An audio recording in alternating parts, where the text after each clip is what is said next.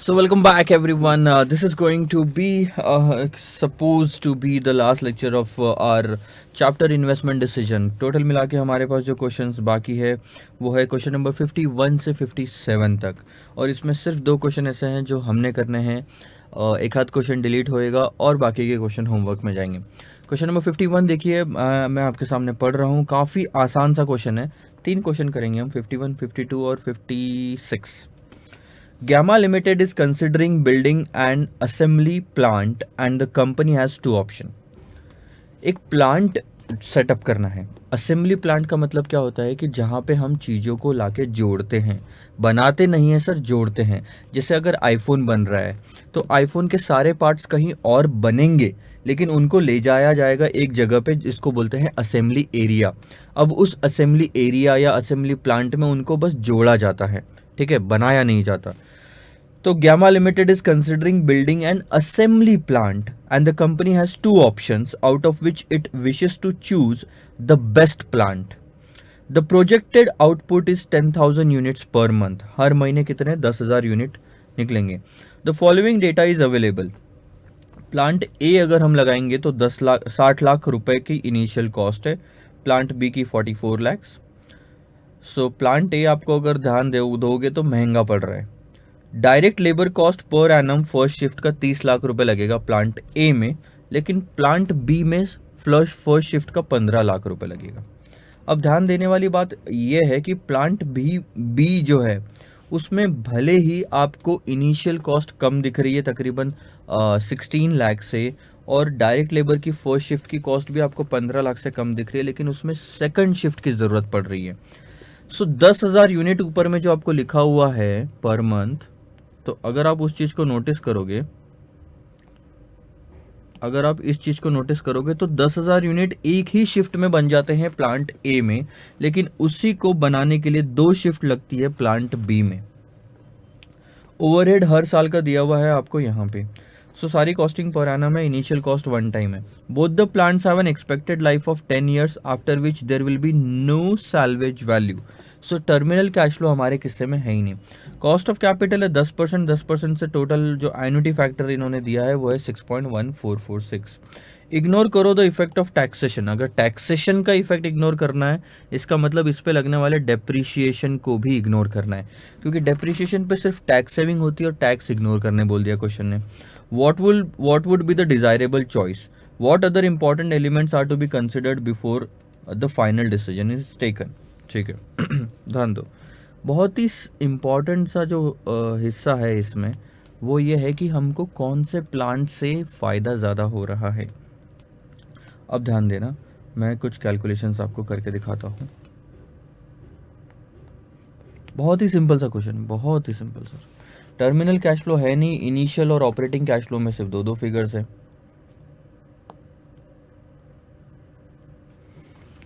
This is going to be question number 51।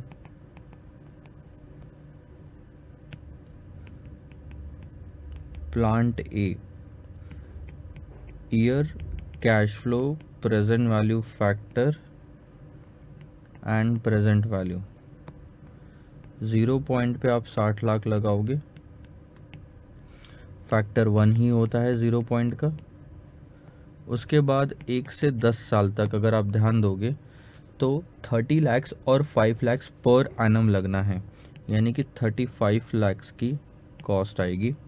और इस पे आपको एन्युटी फैक्टर इज 6.1446।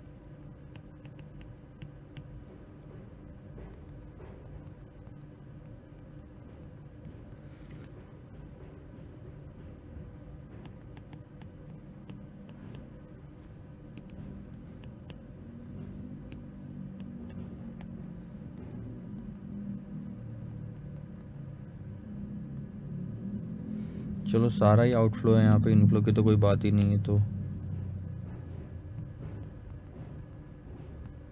ये हो गया आपका टोटल कॉस्ट प्लांट ए का 10 साल का, 275,06,100।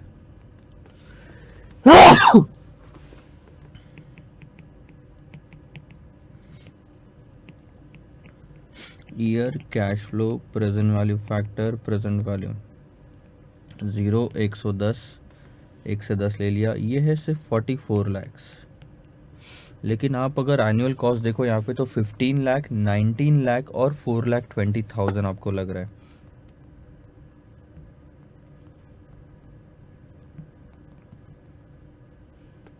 सो दैट्स 38,20,000 हर साल 10 साल तक।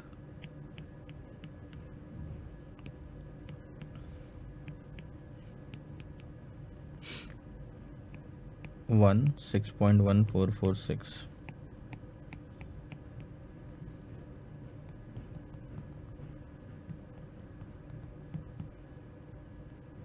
That's 234.72, 372।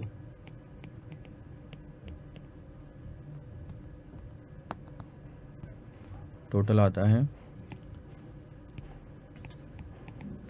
278.72, 372। सो अब ध्यान दो, आपको क्लियरली यहाँ पे पता चल रहा है कि प्लांट ए की एनपीवी प्लांट बी के एनपीवी से कम है, तो कौन सा ऑप्शन चूज करेंगे सर? Plant A. सिंपल, और क्वेश्चन पूरा खत्म हो गया। ठीक है, यहाँ पे मैं लिख रहा हूँ plant A should be chosen because of low present value of total cost, low cost होने की वजह से। तो ये है हमारा ऑप्शन, खत्म। Plant A should be chosen because of the low present value of the total cost. अब इसमें आपके मन में बहुत सारे डाउट आएंगे कि सर इतना सारा डेटा दिया हुआ है, पहली बात तो 10,000 यूनिट जो है उसका हमने क्या किया? कुछ भी ज़रूरत नहीं है। दोनों plant same number of units बनाएंगे, सेम प्राइस पे बिकेंगे, तो डिसीजन लेने के लिए ये जो कॉमन फैक्टर है ये कोई काम का नहीं है। जो जो फैक्टर्स काम के थे वो हमने ले लिए। डेप्रिशिएशन काम का नहीं है इसमें, क्योंकि टैक्स अवॉइड करना है। सो टैक्स हट गया, डेप्रिशिएशन हट गया, आपका 10,000 यूनिट्स का सेल्स हट गया, तो जो काम का था सिर्फ कॉस्टिंग थी आपकी। क्वेश्चन नंबर 51 अपने आंसर्स के हिसाब से मैं आपको बताता हूँ।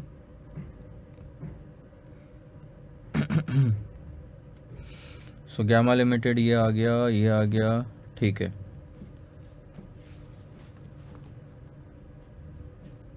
यहाँ पे भी यही लिखा है, देखो Plant A should be implemented. The net saving for the company in choosing Plant A is 1966। इन्होंने ना कैलकुलेशन बहुत लंबे किए हैं। अभी इनका आंसर जो आ रहा है वो यहाँ पे देखो, मैं क्लियरली बता रहा हूँ, इनका आंसर जो आ रहा है 366, 272 का ये फाइनल आंसर आ रहा है। उसके लिए उन्होंने कितना कैलकुलेशन किया ये यहाँ पे दिखा रहा है, ठीक है। और हम हमारे सिंपल से कैलकुलेशन में इन दोनों का डिफरेंस निकाल सकते हैं। सो 278 वाली जो फिगर है उसमें से मैं पहली वाली फिगर माइनस कर देता हूँ, कितना आ रहा है? 366, 272। यहाँ पे भी वही था, 366, 272। सो कैलकुलेशन सिंपल रखते प्रैक्टिस मैनुअल वाले भी, तो आपको समझने के लिए इजी जाता। अभी जिस तरीके से प्रेजेंटेशन बनाया गया है इंस्टीट्यूट के मटेरियल में वो थोड़ा सा कॉम्प्लिकेटेड बन जाता है, ठीक है सर। इसके बाद अगर हम देखना चाहें तो एक्चुअली ना बी पार्ट का आंसर इस क्वेश्चन में दिया हुआ ही नहीं है, मतलब आप इसको इग्नोर करके चलो। What other important elements are to be considered before the final decision is taken ना, इंस्टीट्यूट का मटेरियल में आंसर है इसके। इम्पॉर्टेंट अदर एलिमेंट्स क्या होते हैं? अदर एलिमेंट्स आपकी अपॉर्चुनिटी कॉस्ट होती है, सेल्स। आप इम्पॉर्टेंट एलिमेंट में ये बोल सकते हो कि किस प्लांट से किस तरह की क्वालिटी का प्रोडक्ट बनता है, ये एक इम्पॉर्टेंट एलिमेंट होता है किसी भी चीज़ को देखने का। सो इस चीज़ को आप एक 2-3 सेंटेंस में लिख देना, इनफ। इस पे देखो, अब ये भी क्वेश्चन को इंस्टीट्यूट ने अननेसेसरी बहुत बड़ा बनाया है, जबकि बहुत सिंपल इसका आंसर है, इसीलिए मैं करा के दे रहा हूँ, अदरवाइज चलो छोड़ो। फिब्रोप्लास्ट, ध्यान देंगे आप। Fibroplast limited a toy manufacturing company, एक कंपनी है, कौन सी सर? फिब्रोप्लास्ट लिमिटेड। क्या करती है सर? टॉय मैन्युफैक्चर करती है, खिलौने बनाती है। is considering replacing an older machine which was fully depreciated। क्या कंसिडर कर रही है? ओल्ड मशीन को हम रिप्लेस करना चाहते हैं नई मशीन के साथ में जो कि फुल्ली डेप्रिशिएट हो गई, यानी बुक में इसकी वैल्यू कितनी है? 0 for tax purposes, with new machine costing 40,000। ठीक है, तो मैं यहाँ पे लिखता हूँ सर ओल्ड मशीन और न्यू मशीन। ओल्ड मशीन की कॉस्ट 0 है, लेकिन न्यू मशीन हम अगर लेके आए तो 40,000 आज देने पड़ेंगे। The new machine will be depreciated over it's 8 year life, 8 साल तक चलेंगे, ठीक है।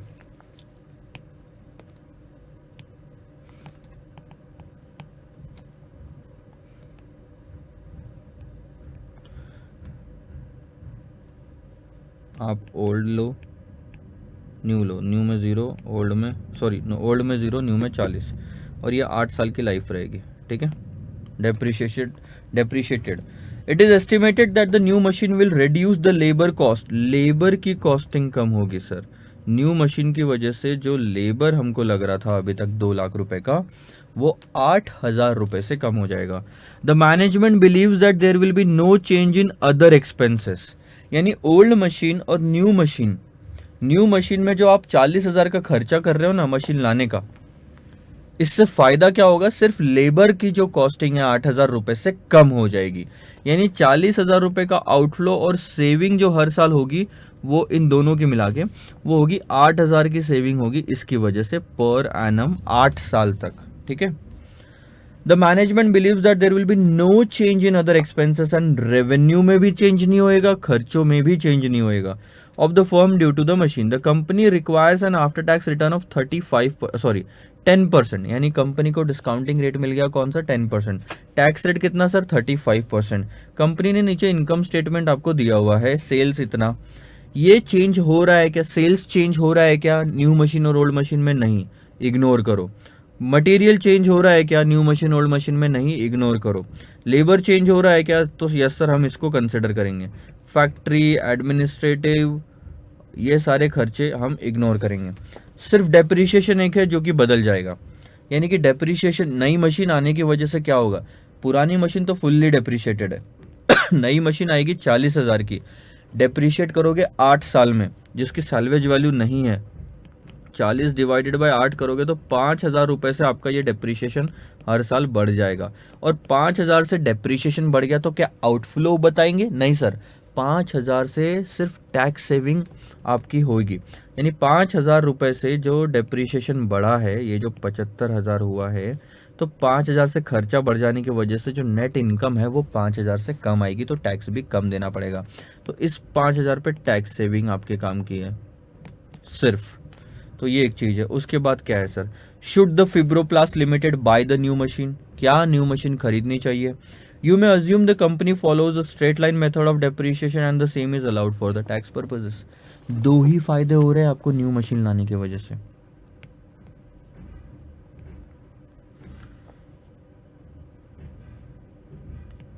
NPV of incremental cash flows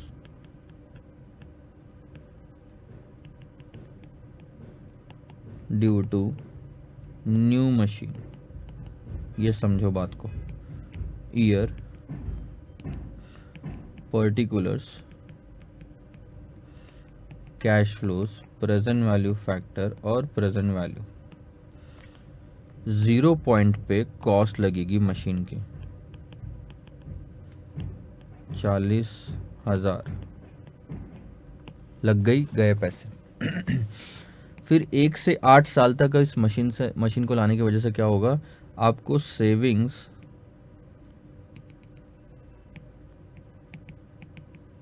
after tax, savings in labour cost, देखो आपकी खर्चों में कमी होगी 8,000 से, खर्चे कम हुए तो प्रॉफिट बढ़ेगा, तो उससे टैक्स भी बढ़ेगा। सो 8,000 की एक तरह से इनकम मानते हैं हम, इनटू 1 माइनस 0.35, यानी आफ्टर टैक्स ले रहा हूँ। पहले तो 8,000 का आउटफ्लो दिखाओ, सॉरी 8,000 की सेविंग्स दिखाओ, फिर 35% का टैक्स फ्लो दिखाओ, इससे अच्छा 1 माइनस 0.35 कर लो, आपका आंसर सेम ही आएगा। 8,000 इंटू 0.65 दैट्स 5,200। नहीं समझ में आया तो मैं फिर से करके दिखाऊंगा नीचे में। और 1 से 8 साल तक ध्यान देना, यहाँ करके दिखा रहा हूँ। पहले तो आप बोलोगे सर हमारी सेविंग्स हो रही है कितनी की, 8,000 की, और क्योंकि सेविंग हो रही है तो आपको उस पर टैक्स देना पड़ेगा, कितना, 35% का, 2,800, तो ये तो जा रहा है, तो नेट में आपकी सेविंग कितनी हो रही है सर? 5200। यही तो हमने ऊपर में लिया, दो अलग अलग लाइन आइटम दिखाने के बजाय, ठीक है। और उसके बाद में tax savings on incremental depreciation of new machine. So depreciation आपका कितना आ रहा है सर? 35% की तो उस पर टैक्स सेविंग होनी है। जो मशीन आप ला रहे हो 40,000 की है और ये 8 साल चलनी है। 40,000 डिवाइडेड बाय 8 साल करो, 5,000, और इस पे 35% की टैक्स सेविंग, यानी कि 1750 रुपये आपके हर साल टैक्स में बचेंगे। ये हो गए सर आपकी टोटल फ़ायदा, इसके अलावा और कुछ भी नहीं है क्वेश्चन में, ठीक है। और आप एन्युटी फैक्टर क्वेश्चन ने दिया होगा तो ले लेंगे, नहीं तो हमको खुद को निकालना पड़ेगा। नहीं दिया है। 8 साल का 10% से एन्युटी फैक्टर निकालिए। 1 divide by 1.10, 1 m plus 2 3 4 5 6 7 8, that's 5.335।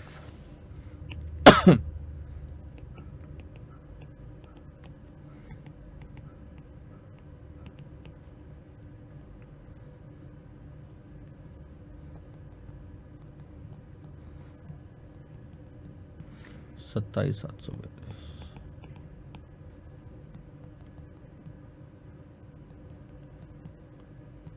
9336।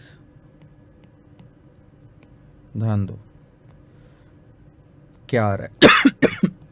27,742 का इनफ्लो, 9336 का इनफ्लो, और आउटफ्लो कितना सर? 40,000 का। तो जो एनपीवी आपकी आ रही है वो आ रही है -2922। So NPV of replacing the machine is negative. Machine को रिप्लेस करने की वजह से आपको नुकसान ही हो रहा है। डिसीजन,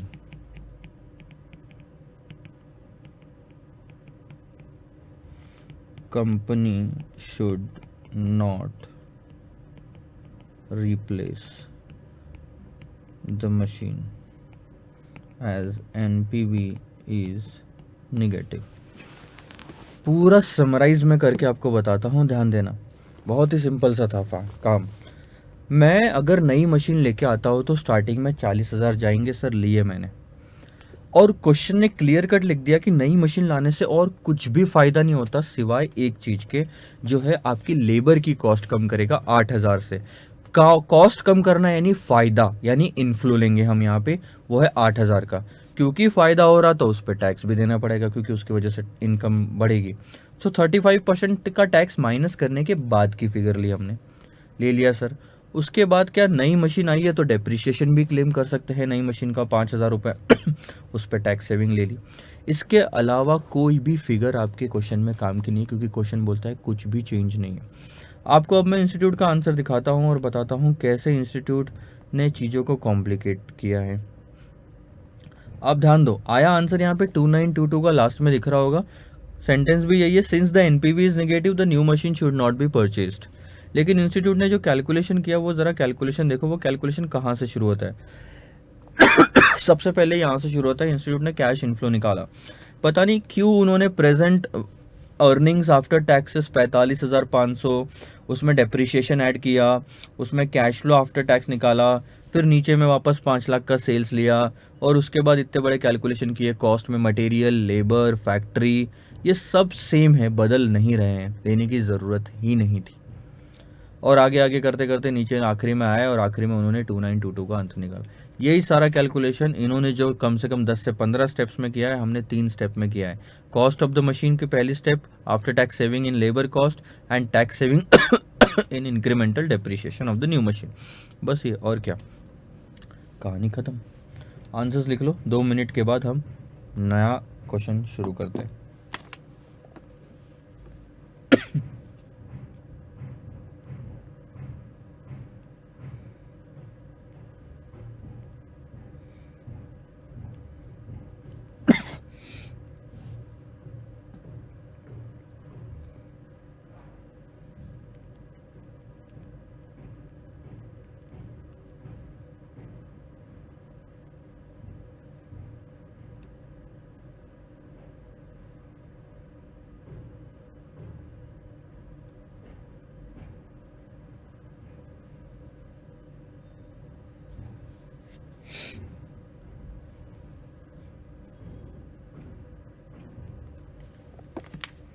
चलिए सर, ध्यान दो अब। क्वेश्चन नंबर 53 आप होमवर्क मार्क करेंगे। होमवर्क भी मत मार्क करो, आपको करने की ज़रूरत नहीं है। ये वो प्रेशर कुकर वाला ही एग्जाम्पल है। जब आपको याद होगा मैंने बताया था ऑलरेडी कुकर्स में बना रहा हूँ और मैं 3 अलग अलग प्रोजेक्ट्स में इन्वेस्टमेंट करना चाहता हूँ। ठीक है, 3 अलग अलग प्रोजेक्ट्स कौन से? एक तो मैं कुकर, नए साइज़ के कुकर बनाना चाहता हूँ। दूसरा मैं ऐसे ही एल्यूमिनियम के और प्रोडक्ट्स बनाना चाहता हूँ या बेटर क्वालिटी के मैं कुकर्स बनाना चाहता हूँ। उसके बाद अपन ने ऑप्शन लिए थे कि चलो ठीक है, एक साथ तीनों प्रोजेक्ट में इन्वेस्टमेंट करें तो कितना, और इसमें हमने सीखा था कि इकॉनमी का बेनिफिट क्या होता है। वो क्वेश्चन बस रिपीट हुआ है गलती से। सो 53 आप काट भी सकते हो। 54 होमवर्क ले लो, 55 होमवर्क ले लो, 56 अब हम यहाँ पे करेंगे। ठीक है, 56 थोड़ा सा डिफ़िकल्ट है और उसके बाद में जो 57 है वो मैं बताता हूँ आखिरी में क्या करना है उसका। सो 56 क्वेश्चन नंबर पढ़ेंगे, ध्यान से पानी पीने दो बस। ना ना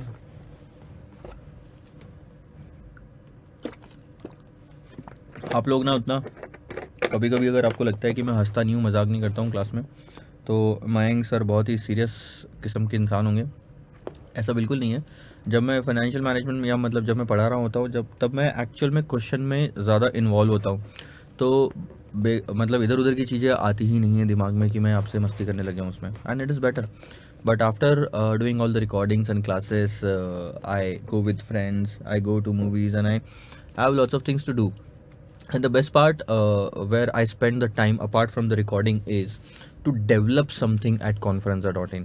So हम लोगों ने जब ऐप बनाया तो ऐप में पहले MCQs के लिए काम किया और उसके बाद में अब टेस्ट सीरीज़ के लिए काम कंप्लीट हो चुका है। आप जब तक ये वीडियो देखोगे तब तक शायद उस ऐप में और भी बहुत सारे डेवलपमेंट आ जाएंगे। सो प्रोसीजर कैसी होती है मैं आपको बताता हूँ। मैं सबसे पहले उस कॉन्सेप्ट को, मैं और मतलब चलो ठीक है, फ़िलहाल तो इस चीज़ पे मैं ही काम कर रहा हूँ, तो मैं उस कॉन्सेप्ट को पहले मैं सोचता हूँ, उस पर फिर डिज़ाइंस बनाता हूँ। डिज़ाइंस बनाने के बाद में मैं अपने सबऑर्डिनेट को देता हूँ, शुभम है अपने यहाँ पे। वो शुभम का काम होता है आईटी वालों से कोऑर्डिनेट करके उस चीज़ को डेवलप करवाना। सो ऐसे 3 अलग अलग स्टेज में ये काम चलता है। अब यहाँ पे हमको कभी आइकॉन्स की ज़रूरत पड़ती है, तो ये सारी चीज़ें जो है हम मार्केट से, मतलब या तो आउटसोर्सिंग करवा के या फिर जो डिज़ाइनर्स होते हैं उनसे बात करके लोगोज़ वगैरह मंगवाते हैं ताकि ऐप में डाला जा सके। उसके बाद में आईटी वाले उस ऐप को कंप्लीट करते हैं और टेस्टिंग के लिए शुभम के पास जाता है, शुभम टेस्ट करता है और उसके बाद में फाइनल अप्रूवल के लिए मेरे पास आता है, और जब मैं अप्रूव करता हूँ तो हम उसको अपडेट कर देते हैं प्ले स्टोर पे। So it becomes interesting to do something which you have never done in life and which you were not supposed to, which you were not expected to do in life, because being a chartered accountant, involving yourself into a technology thing is something people will not expect from you. So keep doing something or the other in which you are interested, not just the casual normal traditional things. Basically जैसे chartered accountant बन गए तो अब audit ही करने का है, यही करने का है। No, this is going to be the boring work ना। Auditing is not the boring work. I am saying कि जो ट्रेडिशन अगर आप फॉलो करोगे तो आप इतना ऊपर नहीं बढ़ पाओगे। इंटरेस्ट है तो आप उस चीज़ में भी नए नए तरीके से उसको आप आगे फॉलो कर सकते हैं। आइए देखते हैं सर क्वेश्चन क्या है। Question 56, BT pathology limited lab limited is using an x-ray machine which reached at the end of their useful lifes. मतलब एक एक्सरे मशीन में इस्तेमाल कर रहा था मेरे हॉस्पिटल में मान लो या क्लिनिक में मान लो, अब उसकी लाइफ ना पूरी तरह से ख़त्म हो चुकी है। Following new X-ray machines of 2 different brands with same feature are available for the purchase. Brand दिया है पहले कॉलम में, दूसरे कॉलम में cost of the X-ray machine दी है, तीसरे कॉलम में उसकी लाइफ दी हुई है, चौथे कॉलम में दिया है कि मशीन की कॉस्ट कितनी लगेगी। मतलब आप खरीद तो लोगे कॉस्ट वाले कॉलम में, लेकिन उसको अब साल भर चलाने के हर साल की खर्चा कितना आएगा, और बाद में आपको रेट ऑफ डेप्रीशिएशन दिया हुआ है। थोड़ा सा बिगड़ गया था अलाइनमेंट, इसलिए ऐसा आ रहा है। सो आप देखोगे पहला ब्रांड है XYZ, दूसरा ब्रांड है ABC। XYZ ब्रांड का अगर एक्सरे मशीन खरीदते हैं तो 6 लाख की आएगी, अदरवाइज वो 4.5 लाख की है ABC की। लाइफ जो है XYZ की वो 15 साल की है और ABC की 10 साल की है। अब यहाँ पे आपको दिक्कत और आपको क्लिक हो जाना चाहिए कि लाइफ जब अनइक्वल है तो नॉर्मली हम इक्वलाइज्ड एनुअल क्राइटेरिया या बोलो इक्वल एनुअलाइज्ड क्राइटेरिया यूज़ करते हैं। इसमें हम पहले प्रेजेंट वैल्यू निकालते हैं और उसको प्रेजेंट वैल्यू एन्युटी फैक्टर से डिवाइड करते हैं ताकि हर साल उस मशीन को इस्तेमाल करने की कीमत पता चले, यानी एक साल की कीमत पता चले। दोनों में एक एक साल की कीमत है तो हम कंपेयर कर पाएंगे, 15 को 10 से कंपेयर नहीं कर सकते। फिर आप अगर देखोगे तो अगले 3 कॉलम जो दिए हैं, ईयर 1 to 5, ईयर 6 to 10 और ईयर 11 to 5, ये आपको दिया है कि उस मशीन को चलाने की हर साल की कीमत कितनी है।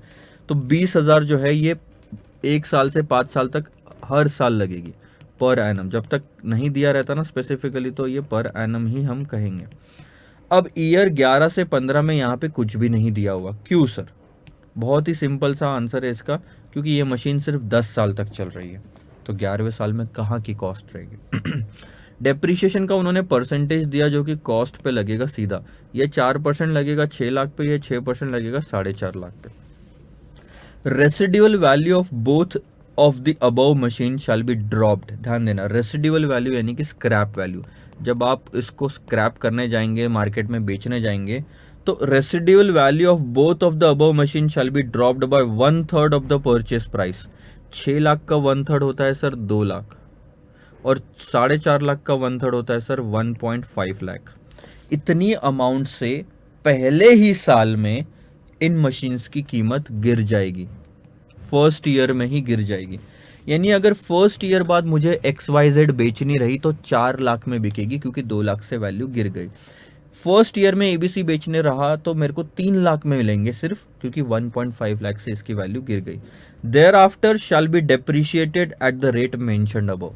यानी आपको क्या लगाना करना है पता है, ये जो ऊपर डेप्रिशिएशन के रेट्स दिए ये सेकंड ईयर से लगेंगे। फर्स्ट ईयर में तो उन्होंने बोला सीधा 1/3 अप्लाई कर दो, 33.33%। उसके बाद ये 4 और 6% का डेप्रिशिएशन हर साल लगाते जाना। ऑल्टरनेटिवली इसके अलावा हम ये 2 मशीन तो खरीद सकते हैं सर, इसके अलावा तीसरा ऑप्शन भी इस क्वेश्चन में दिया हुआ है। Alternatively the machine of brand ABC can also be taken on rent. आप ये जो ABC ब्रांड नहीं दिया आपको सेकंड वाले रो में, आप ये खरीदने की बजाय रेंट पे भी ले सकते हो, ठीक है। अगर आप रेंट पे लेते हो तो क्या होता है, ध्यान देना। रेंट पे लेते हो तो क्या होता है, taken on rent to be return back to the owner after use. एक सेकंड होल्ड करना।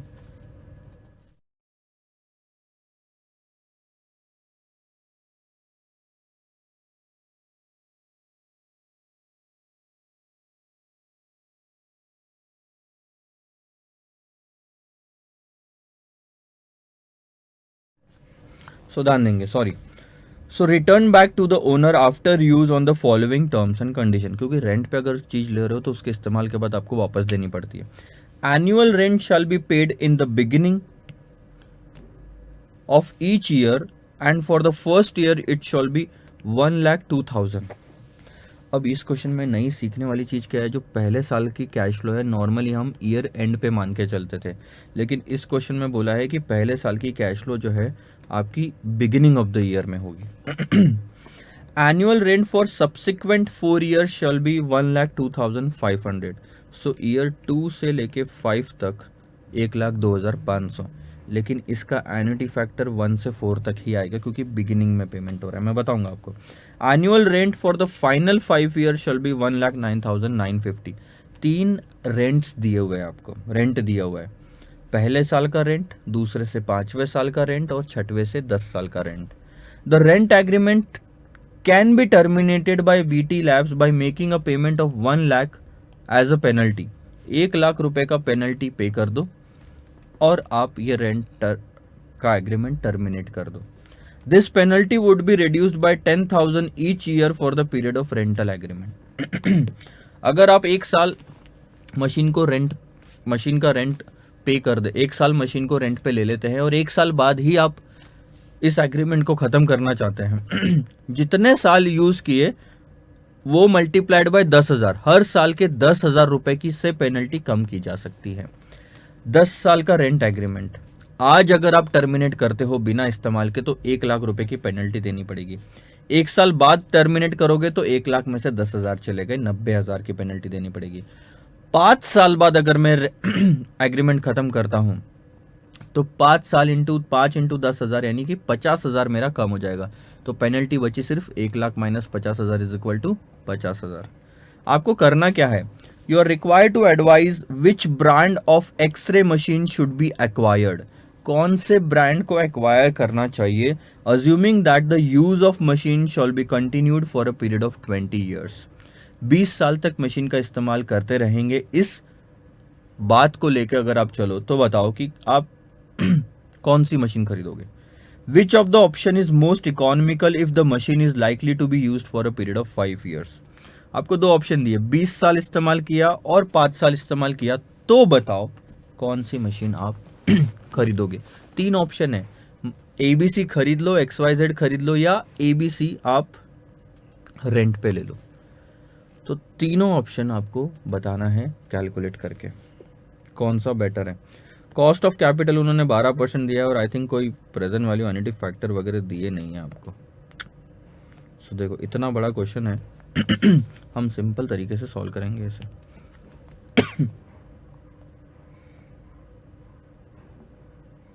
क्वेश्चन 56,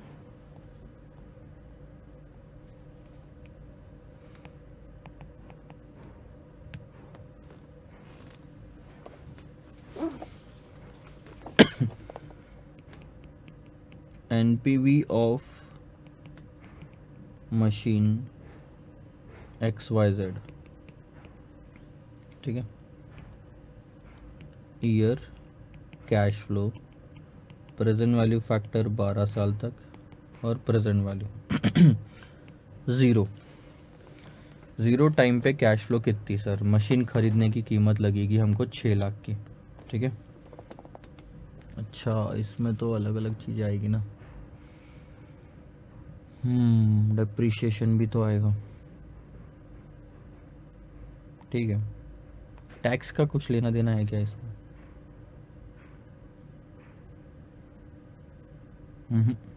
चलो एक चीज़ अच्छी है यहाँ पे, डेप्रिशिएशन एज सच कुछ काम नहीं आएगा आपको क्योंकि इसमें टैक्स का रेट ही नहीं दिया है, तो हम टैक्स इग्नोर करके चलेंगे। सो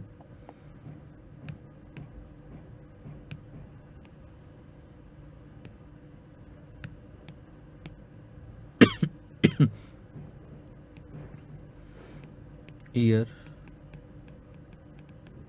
particulars, cash flow, present value factor 12% से and present value. So cost कितनी सर, 6 लाख की। 1 सर माइनस में क्यों नहीं लिख रहे, क्योंकि यहाँ पे सारी चीज़ें खर्चे में ही है, इनफ्लो तो कुछ है ही नहीं अपना। फिर एक बार कॉस्ट अगर आपको लग गई तो अब मशीन को 15 साल तक आप चलाएंगे। 20 साल भले ही लिखा है, वो आज सच कुछ काम का नहीं है क्योंकि हम एनुअलाइज क्राइटेरिया से काम करेंगे। 1 से 5, 6 से 10, 11 से 15, 20,000, 28,000 और 39,000।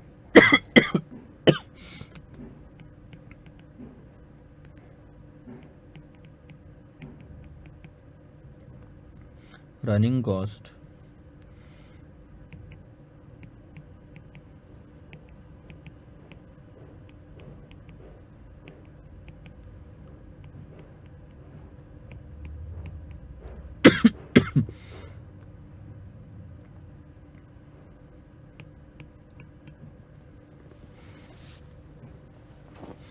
अब आपको एन्युटी फैक्टर निकालना है 12% से। अब ये आपको दिक्कत जाएगी, देखना।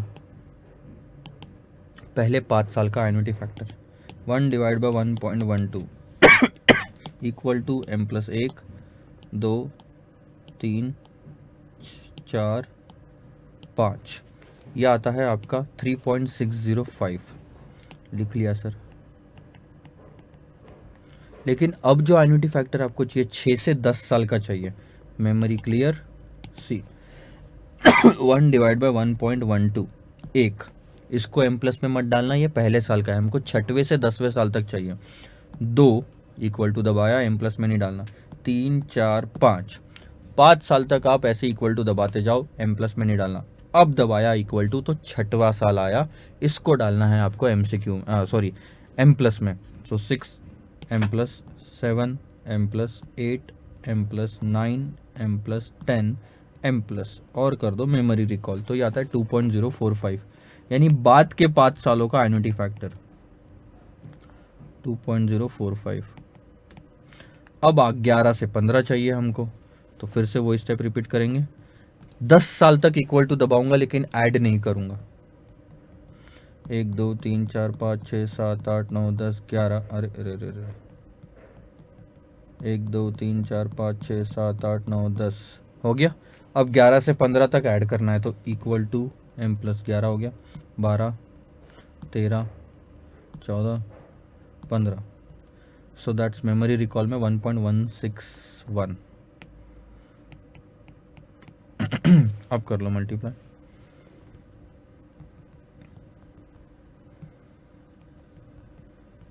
72 100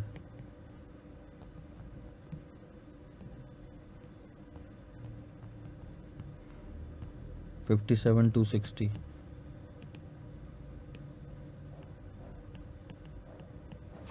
ठीक है।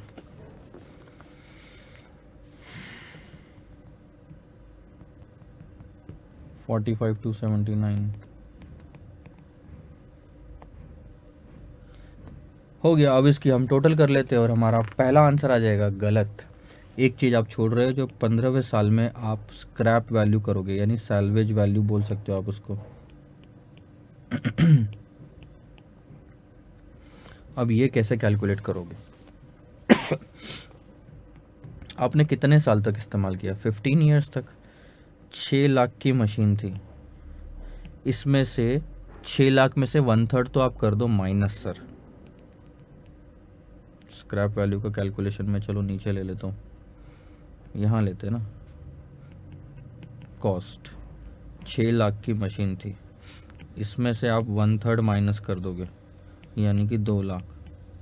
अब बचा कितना? 4 लाख। चलो छोड़ो, ये फर्स्ट ईयर के लिए 1/3 माइनस कर दिया।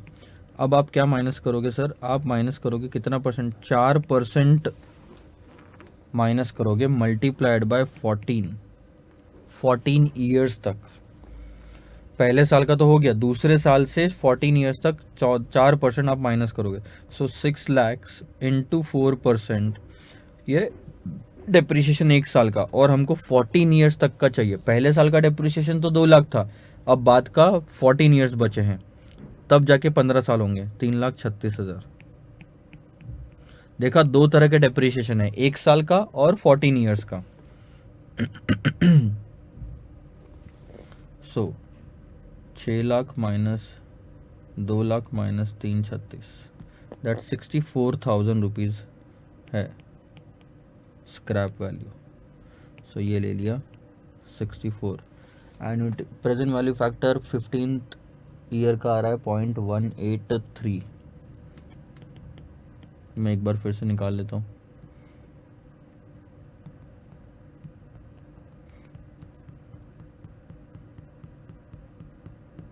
.183, 64,000, दैट्स 11,712।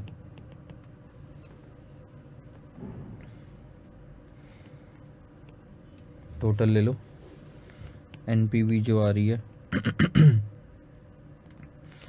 6 लाख की cost plus 72,100 plus 57,260 plus 45,279 plus 11,712, that's 786,351।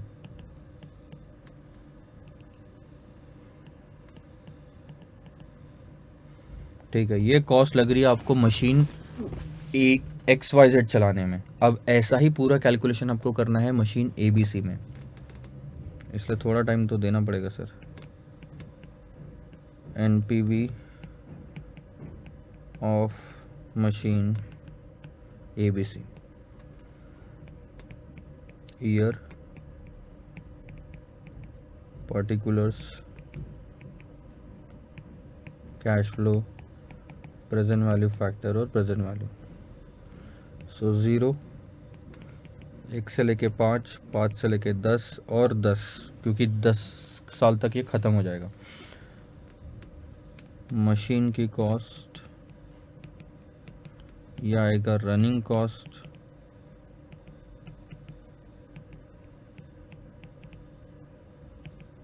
और ये आएगा आपका स्क्रैप वैल्यू। मशीन की कॉस्ट देख लो कितनी है।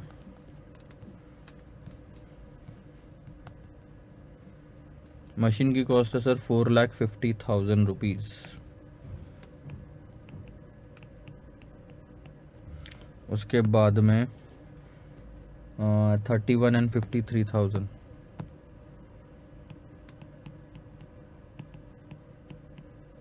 ठीक है, ये हो गया 1.4 लाख।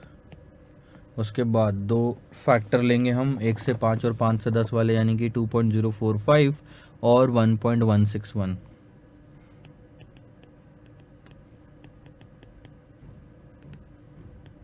ठीक है, स्क्रैप वैल्यू देखो कैसे कैलकुलेट करना है। कॉस्ट है सर आपकी 4.5 लाख रुपए की। पहले साल का 1/3 माइनस हो जाएगा जो कि है 1,50,000। अब बचा, अच्छा बचा हुआ बाद में। अब आप माइनस करोगे 6% फॉर 14 ईयर्स। ठीक है, तो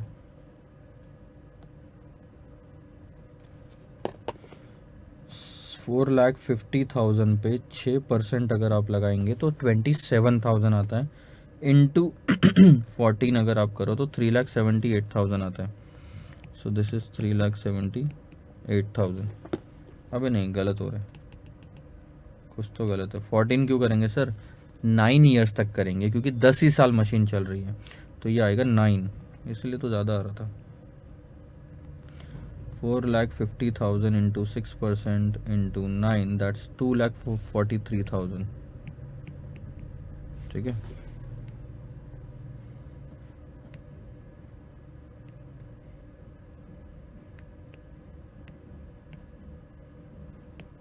तो अब माइनस करते हैं। 4,50,000 माइनस 1,50,000, ऐसे माइनस हो गया 1/3 जो क्वेश्चन ने बोला था।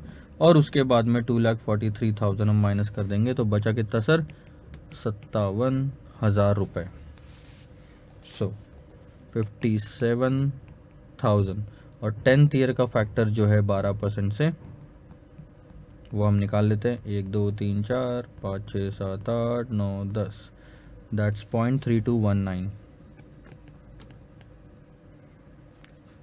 2 कर देते हैं।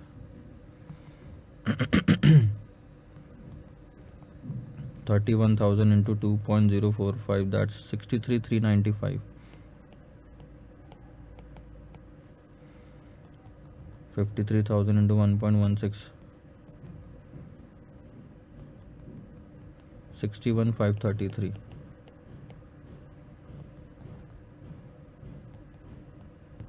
18,354।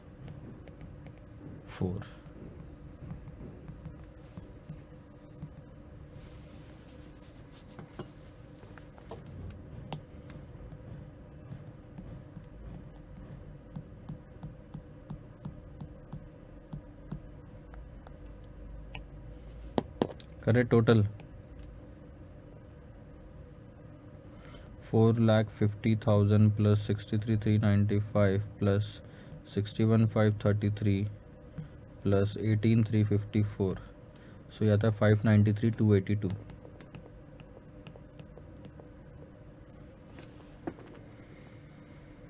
बड़े हाल ख़राब हो गए सर एक ही चीज़ कैलकुलेट करके।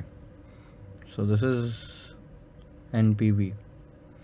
ऑब्वियसली दोनों एनपीवी अलग अलग आएगी क्योंकि एक 15 साल की एनपीवी है, एक 10 साल की एनपीवी है।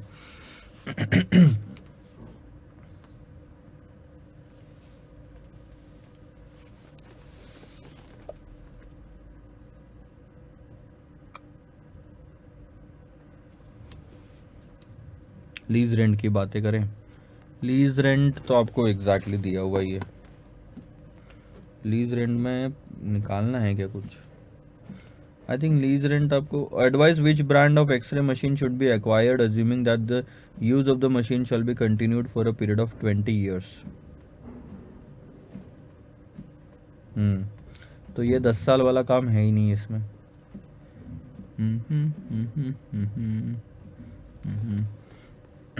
अब ध्यान दो, पहले का आंसर तो मैं यहीं पे निकाल लूँगा। फर्स्ट कैसे डिसाइड करोगे, ध्यान देना, मशीन का ब्रांड लो, present value of total cost लो, प्रेजेंट वैल्यू एन्युटी फैक्टर लो और प्रेजेंट वैल्यू लो, ठीक है। सो मशीन है हमारी ABC या XYZ और है हमारी ABC। XYZ जो थी उसकी टोटल कॉस्ट है 786,351 और इसकी टोटल कॉस्ट है 593,282। अब दिक्कत क्या है, आपको जो एन्युटी फैक्टर लेना है, क्यों एन्युटी फैक्टर लेना पहले ये भी मैं बता देता हूँ, फिर से एक बार रिवाइज करते हैं कॉन्सेप्ट। XYZ और ABC के बीच में सर हमको एक मशीन चूज़ करनी है, जो कि हम नहीं कर पा रहे हैं अभी। क्यों नहीं कर पा रहे हैं हम अभी चूज़, क्योंकि XYZ की जो टोटल कॉस्ट है 15 साल की है और ABC की जो टोटल कॉस्ट है ये सिर्फ 10 साल की है। तो ऐसे तो डिसाइड करने से रहे आ ही नहीं सकता, इसलिए हम एक एक साल की कॉस्ट निकाल रहे हैं, दोनों की एक एक साल यूज़ करने की कॉस्ट। और वो कैसे निकलेगी, जब present value of total cost को आप प्रेजेंट वैल्यू एन्युटी फैक्टर से डिवाइड करोगे। सो ये present value annuity factor 15 years का होना चाहिए पहला वाला, क्योंकि टोटल कॉस्ट भी 15 ईयर्स की है। सो 15 ईयर्स के फैक्टर के लिए आप क्या लोगे सर 15 ईयर्स के फैक्टर यानी कि आप इन तीनों को ऐड कर लो, यही है वो 15 ईयर्स के फैक्टर्स। पहले 5 साल के, फिर 5 साल के, फिर 5 साल के, आप अपने हिसाब से भी कैलकुलेट करके देख सकते हो। 6.811 आ रहा है यहाँ पे, सो दिस इज 6.811। इसके बाद 10 साल के फैक्टर आपको ऐड करने, तो आपको ये 10 साल के फैक्टर यहाँ पे दिए हुए हैं दूसरे मशीन के, 2.045 प्लस 1.161 दैट्स 3.206। सो अब करो डिवाइड, 786,351, आई थिंक कुछ गड़बड़ है, 2.045 होना चाहिए था यहाँ पे। ये फिगर बदलेगी, ये बदलेगी, ये भी बदलेगी।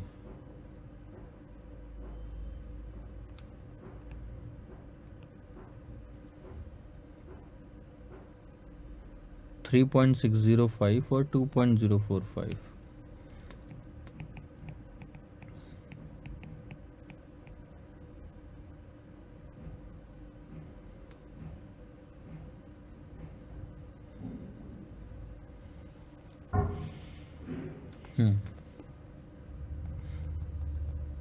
मैंने फैक्टर्स गलत ले लिए थे, 111,755,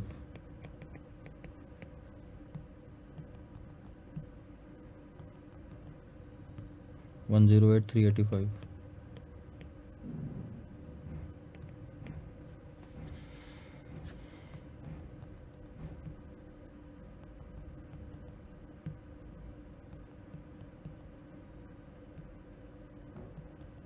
That's 688,494।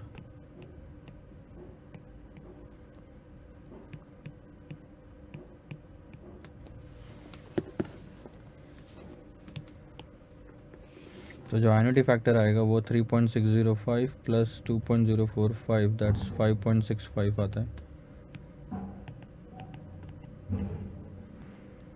786,351 हमारा टोटल कॉस्ट है, डिवाइड बाय 6.811 करेंगे तो आएगा हर साल की कीमत 1,15,453, 115,453। 688,494 डिवाइड बाय 5.65 गोज टू 121,857। तो बहुत ही कांटे की टक्कर है दोनों के बीच में। Decision, since cost of annual cost of XYZ is lower, it should be chosen। मतलब ये मशीन अब हमने चूज़ करनी चाहिए, दैट्स इट, ख़त्म काम। लेकिन ये सिर्फ सर आपका एक पार्ट ख़त्म हुआ है, ठीक है, कहीं गलत नहीं है। इसके लिए मैं आपको एक बार आंसर इनके मटेरियल से भी चेक करके दिखा देता हूँ ताकि संतुष्टि रहे सर। अगर कुछ भी कैलकुलेशन में ऊपर नीचे हुआ होगा तो वो हमको अभी पता चल जाएगा। ये 112014 किसी चीज़ की कॉस्ट आई थी, 112014। अच्छा, हमारे इसमें अलग आ रही है, यानी कहीं ना कहीं हमने कैलकुलेशन में गड़बड़ की है। 762,927। आ जाओ देखते हैं सर। 6,72,100, 57,260, ठीक है। 45,279 और 11,712। ओ यस, मेरी गलती है, I am extremely sorry for that. एक फिगर आपकी यहाँ पे नेगेटिव में आ रही है। स्क्रैप वैल्यू आ रहा है और बाकी सारा पैसा जा रहा है, सो कुछ फिगर्स वापस बदल जाएगी।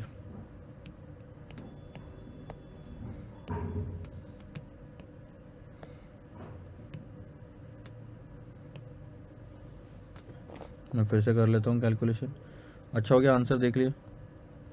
6,00,000 plus 72,100 plus 57,260 plus 45,279 minus 11712, that's 762,927.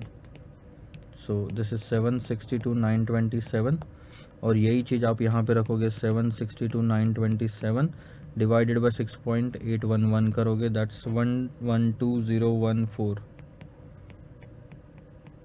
ठीक है, वैसे ही ये वाला पार्ट रहेगा 4,50,000 प्लस 111,755 प्लस 108,385, ठीक है, माइनस 18,354, सो 651,786 आ रहा है ये।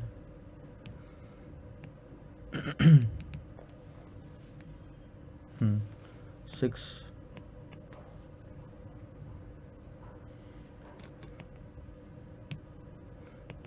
51,786, 651,786 डिवाइडेड बाय 5.65, 115,360। सिर्फ 2-3 हज़ार का फ़र्क। और देख लेता हूँ आंसर में कहीं वेरिएशन तो नहीं है। 112,014 ठीक है, दूसरे वाले का 115,360 ठीक है, ठीक है। तो आओ सर, अब यहाँ पे हम देख लेते हैं। अच्छा, इन्होंने लीज़ वाला भी लेके उसकी भी एनुअल कॉस्ट निकाली है 10 साल तक लेके। सो लीज़ वाला भी आप लेना चाहो तो ले लो, लेकिन क्वेश्चन में सेंटेंस है एक्वायर कौन सा करना है। सो फाइनल डिसीजन जो है आपका वो यही है कि since annual cost of XYZ is lower it should be chosen.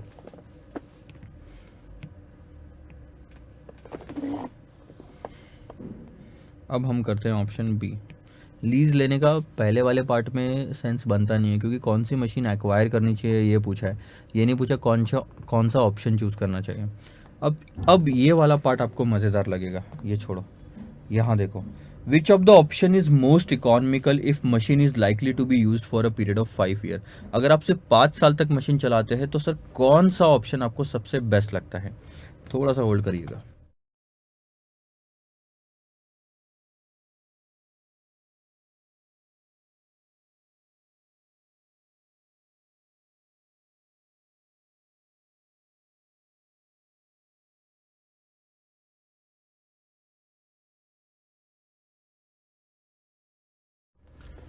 तो ध्यान दो, अभी तक हम जो कर रहे थे सर, हमने पहला वाला ऑप्शन देखा मशीन खरीदने का 15 साल तक, दूसरा वाला ऑप्शन देखा 10 साल तक मशीन खरीदने का, लीज रेंट वाला हमने ऑप्शन नहीं देखा। आप चाहो तो लीज रेंट वाला भी वहाँ पे लिख लो, ठीक है। फाइनल डिसीजन आपका अभी तक सेम है।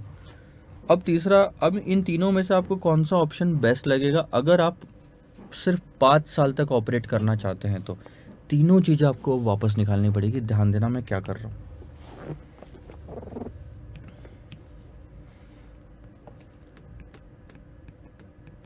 Machine XYZ, year, cash flows, present value factor, present value 0, 1 से 5 साल। मशीन X 0 टाइम पे लाओगे तो सर 6 लाख रुपए आपके लग जाएंगे, ठीक है, लग गए सर।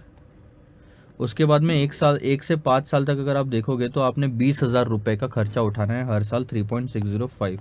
5 ही साल तक चलाना है तो सिर्फ 20,000 का खर्चा उठाएंगे, 3.605 एन्युटी फैक्टर है, और उसकी प्रेजेंट वैल्यू आ जाएगी 72,100, तो उसकी 72,100 एन्युटी फैक्टर आ गया।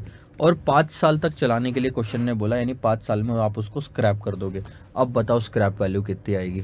सर बहुत ही सिंपल सा कैलकुलेशन है स्क्रैप वैल्यू के लिए।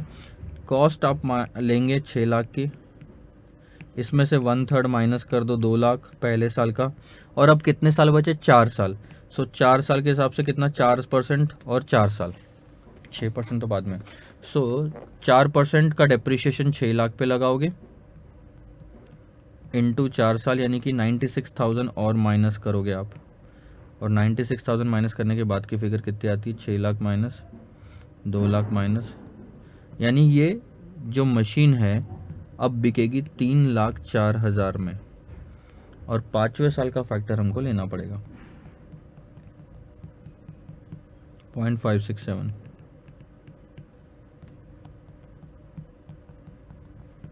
वन 72 368।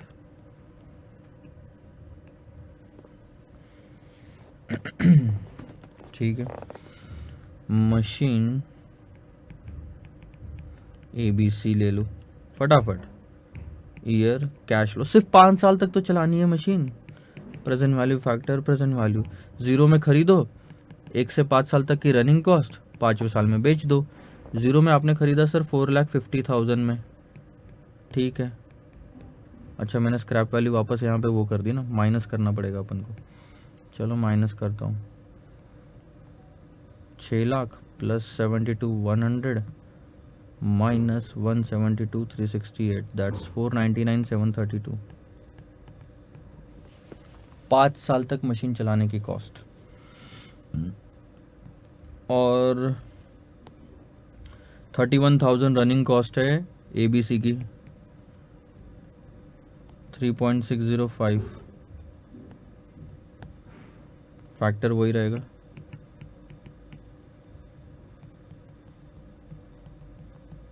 तो हमको कॉस्ट कितनी लगेगी? 111,755।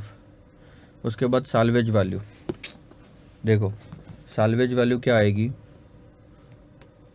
कॉस्ट 4.5 लाख लेस 1/3 कर दो, 1,50,000, ठीक है। और अब आप कितने साल बचे? 4 साल। 6% इंटू 4 साल कर दो। सो 4.5 लाख का 6% इस 4.5 लाख का 6% इस 27,000 इंटू 4 साल जो बचे हुए, यानी कि 1,08,000 माइनस हो जाएगा। 4.5 लाख माइनस 1,50,000 तो पहले ही माइनस हो गया था, और 1,08,000 माइनस कर दो, दैट्स 1,92,000 जो वापस मिल रहे हैं। और इसका फैक्टर है आपका 0.567।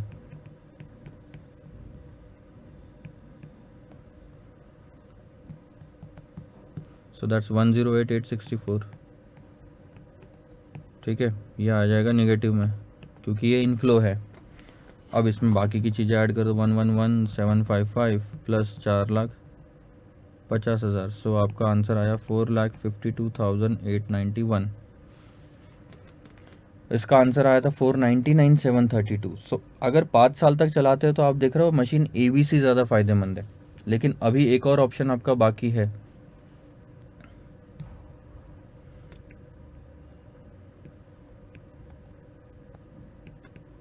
तीसरा ऑप्शन जो आपका बाकी है वो है लीज रेंट का। ABC ऑन रेंट, ठीक है। Year, cash flow, present value factor, present value, 0th। अच्छा, पहले साल का रेंट स्टार्टिंग में जाएगा। ये पहला अगर साल है आपका तो स्टार्टिंग में जा रहा है, यानी 0 पॉइंट पे आपका जा रहा है रेंट। मैं नीचे आपको कैलकुलेट करके दिखा दूंगा।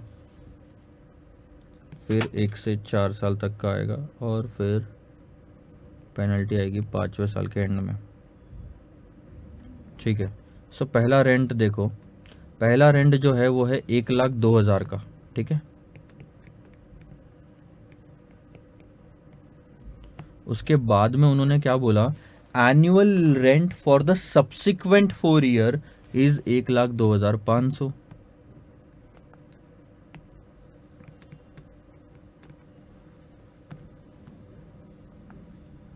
और उसके बाद उन्होंने क्या बोला? चलो 5 साल के बाद के लीज रेंट की हमको कोई ज़रूरत नहीं है इस क्वेश्चन में, मतलब इस वाले पार्ट में। अब रेंट एग्रीमेंट को हमको 5 साल बाद टर्मिनेट करना पड़ेगा, क्योंकि एग्रीमेंट है 10 साल का, ऊपर जैसे लिखा हुआ है। 5 साल बाद टर्मिनेट करने के आपको पेनल्टी कितनी पे करनी पड़ेगी? 5वें साल में अगर आप पे करोगे सो पेनल्टी कितनी आएगी? टोटल पेनल्टी है सर 1 लाख की, लेस कितना होएगा? 10,000। टोटल पेनल्टी है 1 लाख की और लेस कितना होएगा? 10,000 1 साल इस्तेमाल करने के। आपने 5 साल तक इस्तेमाल किया, एग्रीमेंट रहा, यानी 50,000 माइनस हो गया, यानी बैलेंस कितना आया यहाँ पे? 50,000 का आपको पेनल्टी देनी पड़ेगी 5वें साल में, जिसका एनुअल फैक्टर है 0.567। लेकिन अब दिमाग लगाओ, 1 2 3 4 5। आपने जो पहला एग्रीमेंट का लीज का रेंट पे किया है वो है 1,02,000 स्टार्टिंग में, और उसके बाद 1,02,500 और 4 पेमेंट किए, तो 4 पेमेंट 1,02,500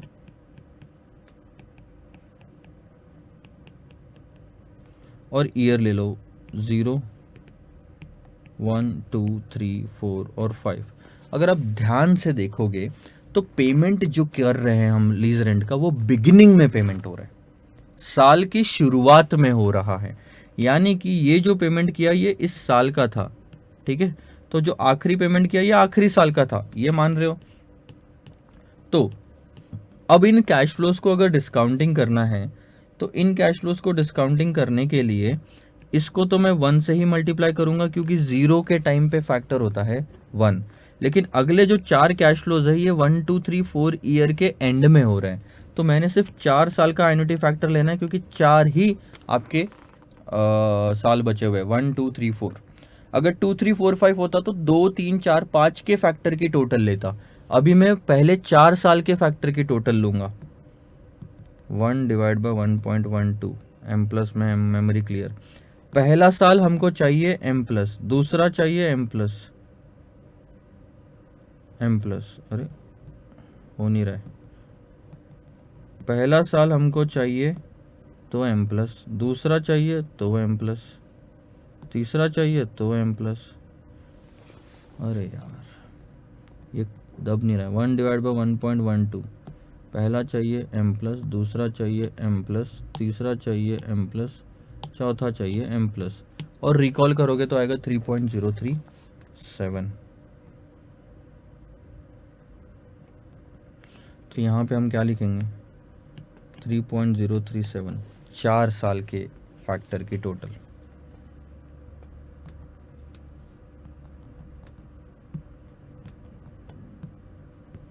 $311,292 और माइनस क्या, नहीं माइनस नहीं, 50,000 की पेनल्टी भी पे करनी है, सो दैट्स 28,350।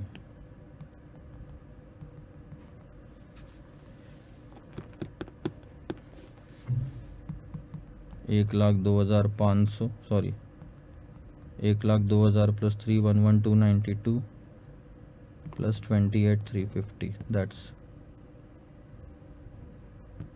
441,644।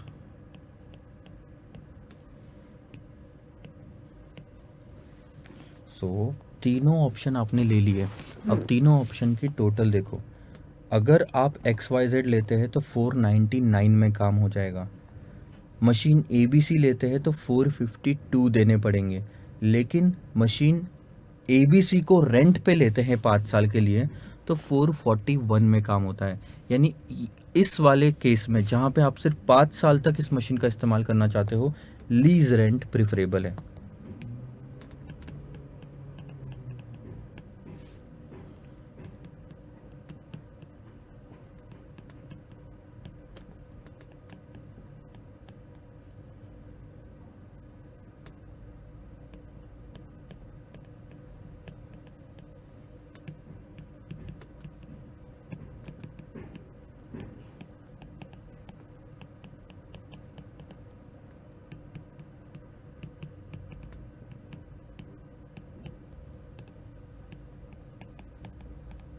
खत्म। Company should prefer renting the machine ABC as the cost is lowest in that option. अब इसके आंसर एक बार हम चेक कर लेते हैं। 499 दिख रहा है, 499, नीचे में आपको दिखेगा 452 और इधर में 441। ठीक है, कोई दिक्कत नहीं। तो सर इस तरह से हमने हमारे सारे आंसर्स कंप्लीट कर लिए। स्लाइड्स मिलेगी आपको, उसके साथ साथ आप आंसर लिख लेना एक बार देख के, नहीं तो पॉज करके तो कभी भी लिख सकते हैं। क्वेश्चन नंबर 57 टोटली होमवर्क आपके काम का, इजी क्वेश्चन है, मैं पढ़ लेता हूँ एक बार में। किसी तो कंपनी को लाते मशीन खरीदनी है, 220 करोड़ की आएगी, तो 0 पॉइंट पे जाएगा सर आपका 220 crore. It has estimated that after the life of 10 years the salvage value of that machine will be 20 crore. सो 3 हिस्सों में पूरे कैश फ्लोज को अगर आप बांटो, ठीक है, तो स्टार्टिंग में कितना 220 गया और 20 करोड़ सैल्वेज वैल्यू में आ जाएगा। ऑपरेशन में देखो, Raunak limited expects a profit before tax of 30 crore every year. So ये जो ऑपरेशनल कैश फ्लोज है उसमें से 30 करोड़ का पीबीटी होएगा। ठीक है, it pays a tax of, अब इसमें से आप टैक्स माइनस कर दो 35% and charges depreciation on the straight line method. अच्छा, इन्होंने ध्यान से रखना, ध्यान देना आप यहाँ पे, तो यहाँ आएगा प्रॉफिट आफ्टर टैक्स और इसमें आप ऐड करोगे डेप्रिशिएशन, तो आपका आएगा cash flow after tax. Question में क्लियरली लिखा हुआ है कि ये जो 30 करोड़ है ये प्रॉफिट बिफोर टैक्स है, इसमें से डेप्रिशिएशन माइनस हो चुका है, दोबारा माइनस मत करना, सिर्फ ऐड करना बाकी है। यानी एक बार हम माइनस करते हैं फिर टैक्स कैलकुलेट करके ऐड करते हैं, तो माइनस करने वाली स्टेप इंस्टीट्यूट कर चुका है, उसी के बाद 30 करोड़ आ रहा है। आ रही बात समझ में? और फिर आपने डेप्रिशिएशन आखिरी में ऐड करना है कैश फ्लोज निकालने के लिए, और फिर बताना है कि क्या रौनक लिमिटेड ने ये लाथे मशीन खरीदनी चाहिए। एनपीवी पॉजिटिव आया तो खरीदो, निगेटिव आया तो मत खरीदो। So with this we end our entire chapter of investment decisions. I hope you understood the concept। आपको एक चीज़ समझ में आई होगी, हमने बार बार कुछ 5-6 कॉन्सेप्ट से उन्हीं को ही रिवाइज किया है, जैसे कि पे back period, discounted pay back period, average rate of return, internal rate of return and profitability index, ये जो नेट प्रेजेंट वैल्यू वगैरह। और उसके बाद में हमने देखा इक्वलाइज्ड एनुअल क्राइटेरिया क्या होता है। इसके बाद में हमने ये भी देखा कि इक्वलाइज एनुअल क्राइटेरिया के बाद में हमने क्या देखा, रिप्लेसमेंट ऑफ द मशीन देखा। कई सारे क्वेश्चन, जो आखिरी के क्वेश्चन थे काफ़ी टफ थे, स्टार्टिंग तो काफ़ी इजी होती है हर चैप्टर की। नेक्स्ट चैप्टर में मिलते हैं सर, आपके लिए आएगा risk analysis in capital budgeting. So stay connected and stay excited. We are going to learn lot of things about the capital budgeting. So ये जो हमने चैप्टर देखा इसी का ही एक्सटेंडेड वर्जन है रिस्क एनालिसिस। रिस्क एनालिसिस में कुछ और चीज़ें देखेंगे, लेकिन इसी तरह से कैश फ्लोज और प्रेजेंट वैल्यू आएंगी। एक तरह से ये दोनों चैप्टर सेम है। सीए फाइनल एसएफएम में ये रिस्क एनालिसिस वाला पार्ट हुआ करता था ओल्ड सिलेबस में, लेकिन जब न्यू सिलेबस आया तो एसएफएम से निकाल के उन्होंने डाल दिया इंटर लेवल पे। सो ये थोड़ा डिफिकल्ट हो गया आपके लिए और एसएफएम को और अलग बना दिया। सो न्यू सिलेबस में ये एसएफएम का जो पार्ट है रिस्क एनालिसिस, ये हम देखेंगे अब इंटर वाले पार्ट में, नेक्स्ट वाले चैप्टर में। So stay connected and stay excited. We are going to meet soon for the next lecture and for the next chapter. Bye bye.